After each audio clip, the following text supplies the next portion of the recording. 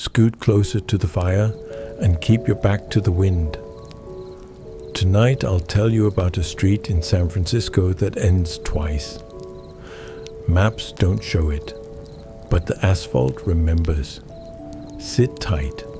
This isn't a ghost story, just a careful account of how a road decided to repeat itself. I'm first heard about the street from a maintenance ledger, not a man. The page was thin and oily with pencil, filed between notes on potholes and streetlight bulbs. In the margin, a hand had written the phrase that snagged him, "End sign, X2." Below it, a location, a short downhill east of a ridge where the fog usually broke and slid inland like fabric. The city clerk who oversaw the ledgers had once remarked, in the way people remark without wanting to be quoted, that a dead-end sign there had to be ordered twice each fiscal year because the first kept disappearing without theft, weather, or paperwork. Larry did not write down the remark. He copied the ledger number. The maps showed nothing unusual. The street, call it Lamar because names don't matter when the compass does, ran 2 blocks from a steep cross street and finished in a cul-de-sac lined with townhouses that pretended to be older than they were. Street views ended neatly at the bulb. Satellite imagery showed a gray circle and a ring of cars like numbers on a dial. No alleys, no hidden stairs, no slip lanes.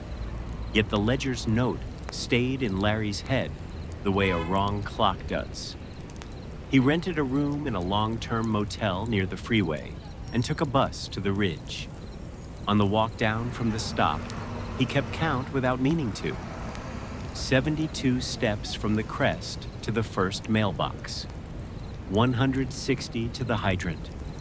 The pavement bore small scars where utility companies had cut and patched. The cuts formed a quiet grid of their own, a palimpsest of work beneath the work. As he approached the cul-de-sac, he saw the usual components assembled into their usual presentation. The bulb of asphalt, the ornamental olive tree in the center, the arched garage doors watching like thick eyelids. The yellow diamond sign read "Enniend" with a black cap. A bird sat on it and did nothing notable. Larry made a small cross in his pocket notebook. That should have ended the matter. But his occluded sense of length, hard-earned, unromantic, said the block had not completely spent itself. On the far side of the bulb, where landscaping gave way to a sliver of downhill to nowhere, the asphalt looked newer by half a tone. Not fresh, not patched, just revised.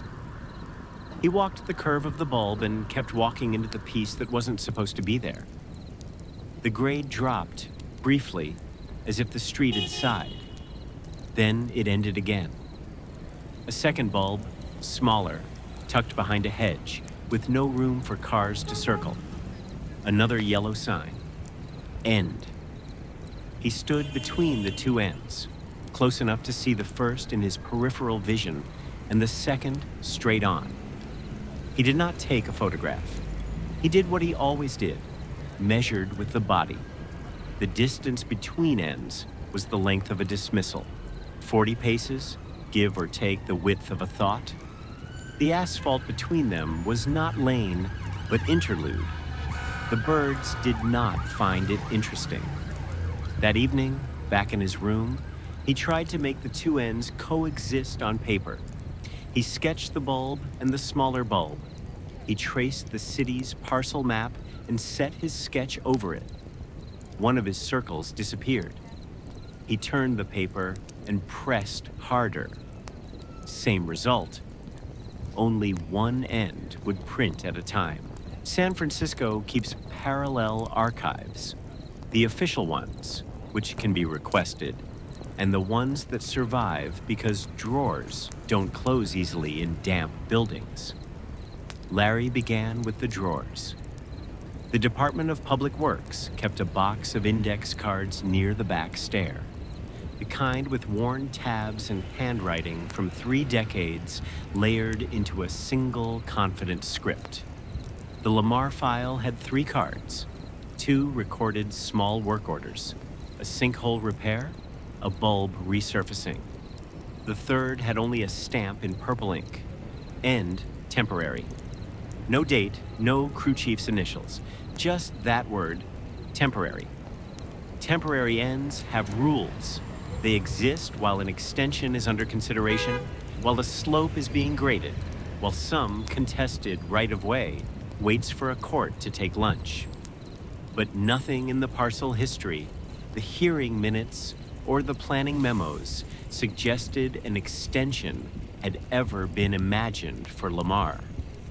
The houses built against the drop behind the hedge sat on backfilled 1970s soil, retaining walls like quiet jawlines. Temporary had nothing to attach to, unless the street was temporarily ending in order to end again. He pulled older maps from the municipal library, pre-quake grids that never quite took, post-quake fantasies that did for a time, transit maps where streetcar lines braided through neighborhoods, turning near schools and dye works that had since become gyms. In a 1923 base map, the ridge above Lamar was scored by 2 faint pencil strokes, surveyor's guidelines for a grade separation that had never happened. The strokes crossed exactly where the road now ended. The surveyor had planned a step in the hill. Nobody took the step. Larry looked up grading reports.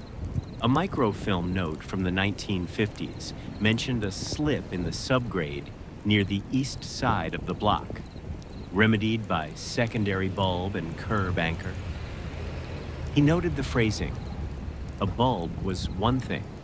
A secondary bulb was an admission that the first was insufficient to satisfy the city's appetite for conclusion. On a rainy weekday, he sat in the corner of the main library's San Francisco History Center and read, not for narrative, but for drift. Items described as temporary measures tended to outlive the changes they were meant to bridge. Temporary had the lifespan of ownership. Cities inherit their delays. San Francisco repeats by weather. A marine layer repeats streets by removing them. Larry learned to visit Lamar when the fog was neither thick enough to cancel edges, nor thin enough to make everything ordinary. In that light, grainy, level, careful, the 2 ends felt less like a mistake and more like a syllable said, twice softly to confirm the vowel. He walked the block from the crest to the first end, and from the first to the second, with a barometer in his jacket and a carpenter's tape rattling against his thigh. He marked chalk dots in the seam between original asphalt and the revised strip. The chalk would be gone by morning. It always is. He noted small discrepancies that wouldn't convict a case but would irritate a judge. Mailboxes at the first end leaned slightly downhill. At the second, they stood square. The ornamental olive in the larger bulb bore a city tag. The lesser end had no tree and no tag. At noon, delivery vans turned at the first end as if an algorithm had told them to, then retreated without noticing the smaller turn ahead. Rubbish bins on collection day were set in a double crescent, an outer ring near the first end, and a smaller, more tentative ring near the second. The bins nearest the second end were always a little cleaner, as if they had been used less by the same number of households. He spent a morning with a topographic overlay and calculated the grade. The slope between ends equaled a long breath poured down a stairwell, just enough fall to send water and certainty outward. The city likes certainty more than water, but water has better lawyers.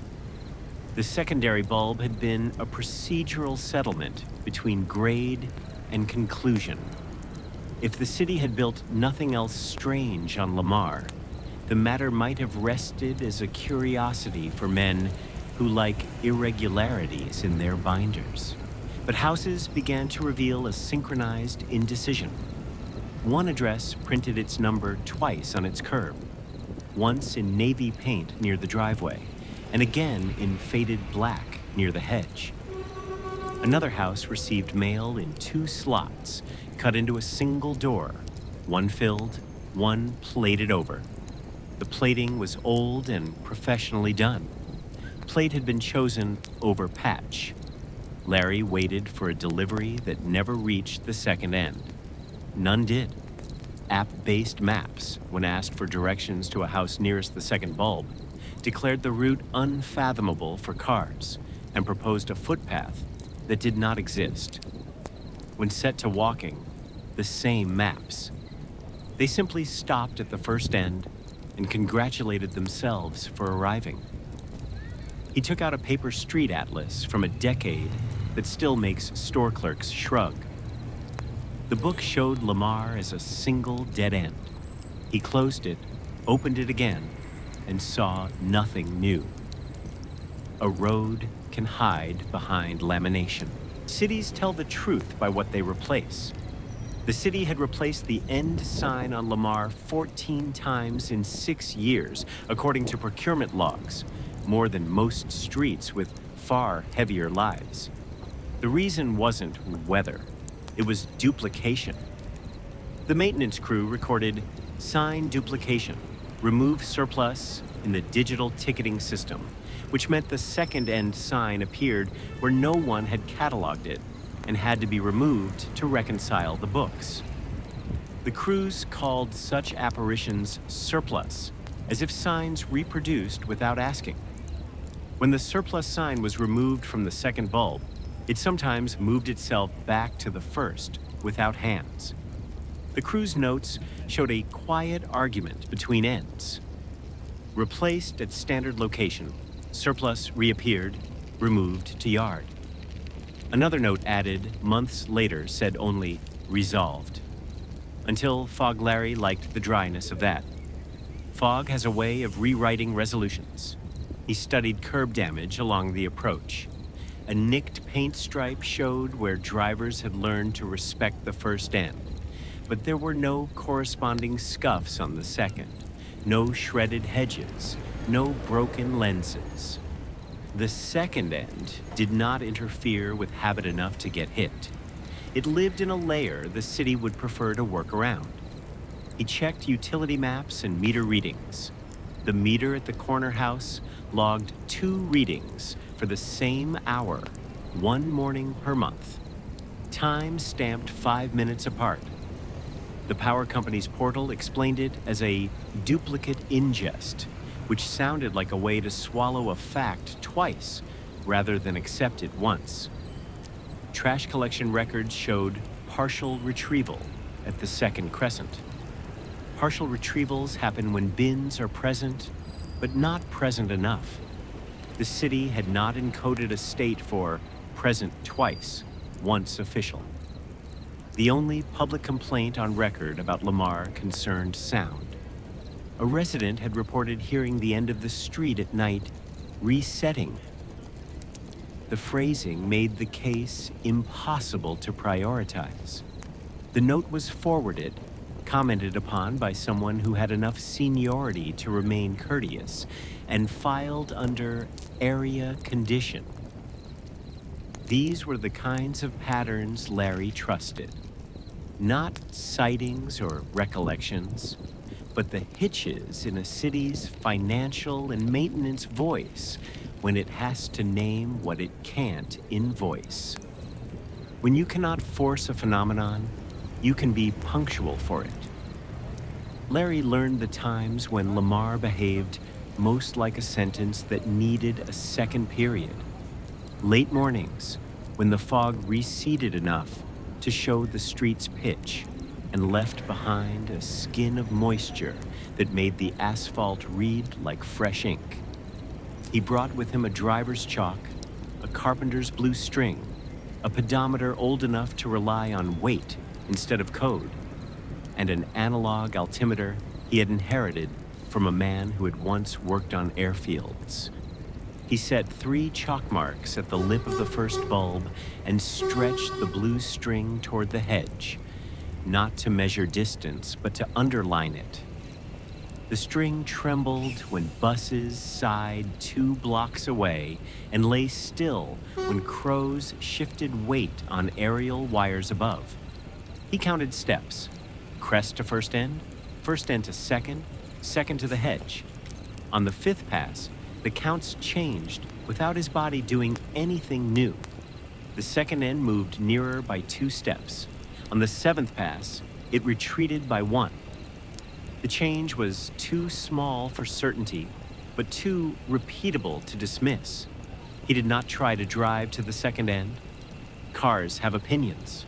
Instead, he stood with his back to the larger bulb and watched the ornamental olive's leaves flicker without moving. Somewhere beyond the hedge, a neighbor's wind chime sorted the morning into lengths. He listened for the precise instant when the city's background hum, the low transformer drone, the distant mechanical tide, dropped into a sustained vowel. When it did, the second end felt more legible, like a page that had been held closer without your hand moving. He placed 4 small washers on the asphalt between the ends and did not look away for 3 minutes.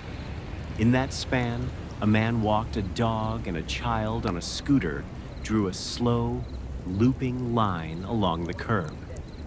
The washers remained where he had left them. He picked them up and ran his finger along the asphalt. The surface between the ends was smoother than elsewhere, as if brooms passed here more often than in adjacent segments, though the only broom belonged to wind. That afternoon, he went to planning and tried to request a copy of the End Temporary stamp. The clerk did not find the request actionable. Larry thanked nobody and walked back to the ridge. The fog returned and the street shortened. The smaller bulb dimmed into landscaping. He stayed until the first end sign felt fully alone again. Explanations, if they arrive at all, rarely do so in full paragraphs. Larry gathered half sentences. A road can end twice when the grading crew establishes a practical limit for trucks, and later, a surveyor establishes a legal limit for parcels. And the 2 limits refuse to coincide because dirt behaves like a stubborn witness.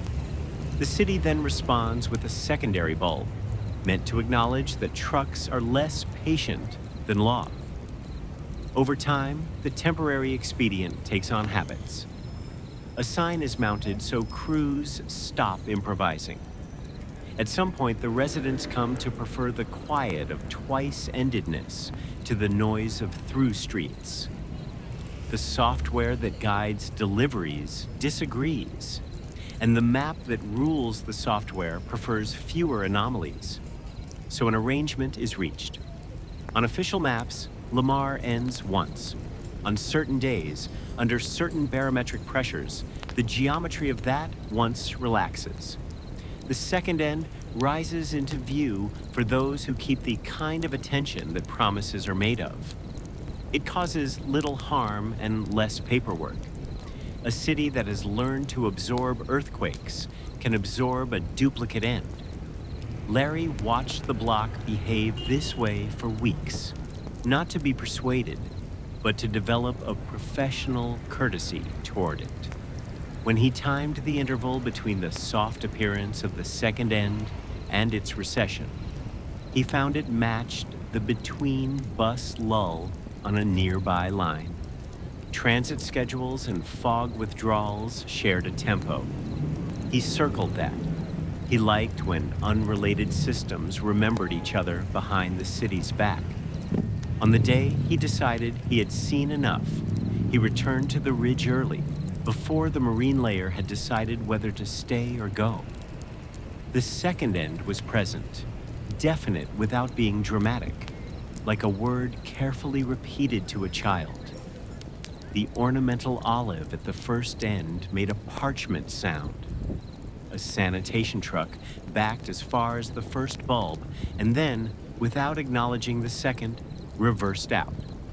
A man carried groceries between the ends, as if moving through a whisper. Larry wrote one sentence in his notebook. The city ends streets the way it ends conversations. Once for the record, once for the listener. When he left, he did not try to prove anything. He took no photographs and rolled up no strings. He left the block how he had found it, recorded, not fixed. In his motel that night, he laid out his notes and crossed out the style that sometimes overtakes accounts like these. He deleted any mention of mystery. He kept the facts that could stand if nobody liked them. He returned a final time at dusk. The fog had failed to organize itself. It hung in drifts above yards and left the sidewalks dry. The city's background hum thinned, and in that thinning, a new length of asphalt quietly existed the way a memory does. Not louder, just concurrent. He walked to the first end and stood with the yellow sign at his left shoulder. He stepped forward 40 paces and touched the post of the second end sign the way one touches a railing before taking a stair. He stood another minute and heard the wind chime subdivide the minute into what could be counted if counting were the point. When he moved back toward the first end, the distance had adjusted again. He did not verify how. He stopped between ends and left 4 chalk dots that the night would scatter. Then he climbed back to the crest and watched the block shorten. By the time he reached the bus stop, his body had recorded only one dead end, and something else behind it, like a second thought that good manners kept quiet. Larry filed the matter in his own system under plausible duplications. Cities make these when a promise has to be honored twice to take. The second end of Lamar did not ask for belief. It offered procedure. Back at the motel, he sharpened a pencil and wrote a note for his binder. Do not expect maps to apologize. They prefer their own weather. He slept without dreams, and in the morning drove south along a freeway that does not end twice, because freeways are too arrogant to repeat themselves. But for a week afterward, when he closed his eyes against the windshield, he kept seeing a short piece of asphalt repeating its last word to make sure it had been heard. I had a log. The fire's gone low. Cities don't keep secrets. They keep schedules. If a road ends twice, it only means 2 different clocks agreed to stop at nearly the same place. When you walk there, listen for the second hand that nobody wound. If you hear it, don't correct it. Not every map deserves the last word.